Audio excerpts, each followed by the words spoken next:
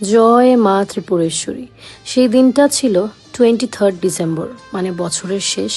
আমরা ছিলাম তখন আগরতলাতে।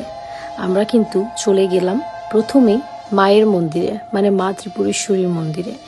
মায়ের জন্যে আমরা যা যা সরঞ্জাম সব কিছু নিয়ে নিলাম পুজো করার জন্যে। তারপর আমি, সৌমেন্দ্র, কৌশিক, অতুল, নয়ন, তুষারদা, বিজয়, তারপর শান্তু, সবাই কিন্তু এখানে ছিল। আর সত্যি কথা, মাকে দেখার পর মনটা না ভরে গেল।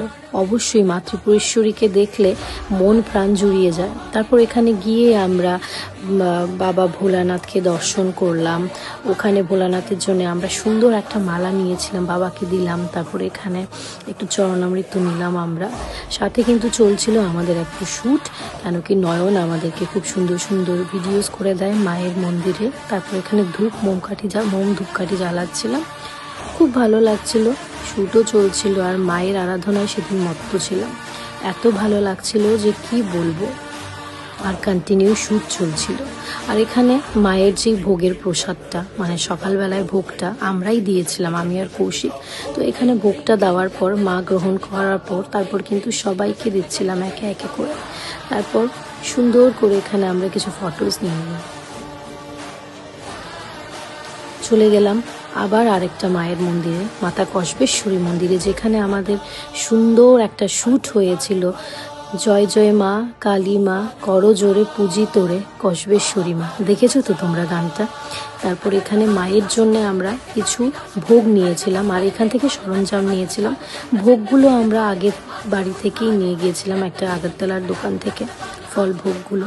আর ওইগুলো পরের দিন দেওয়া হবে, যেহেতু আমরা ত্রিপুরেশ্বরী মায়ের মন্দির থেকে একটু দেরি করে বেরিয়েছি, 1:30-2 বেজে গেছে। তো ভোগ প্রসাদগুলো পুরোহিত মশাই, মানে আমাদের মামা, যিনি বড় পুরোহিত কসবা মন্দিরে, ওনাকে দিয়েছিলাম। বলেছিলাম পরদিন যেন সকালবেলায় মাকে দেওয়া হয়।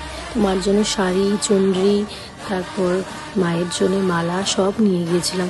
এই যে মা কসবেশ্বরী মন্দিরে না অন্য একটা অনুভূতি, বলো তো কেন? কেন কি ওখানে আমাদের বিয়েটা হয়েছিল, তাই না? তোমরা নিশ্চয়ই দেখেছিলে আমাদের বিয়েটা। তারপর সেই আমরা আবার মন্দিরের চারপাশ ঘুরছিলাম, 7 পাকে বাঁধা যাকে বলে, ওখানে ঘুরে তারপর মাকে প্রণাম করে চলে গেলাম মায়ের ভোগ, অন্নভোগ নিতে।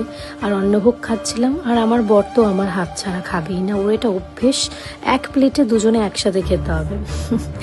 তাই সবসময় ওরম করে। তারপর আমিও একটু খেয়ে নিচ্ছিলাম। আমার এই ছোট্ট বাচ্চা আমার বরকে খাওয়াচ্ছিল।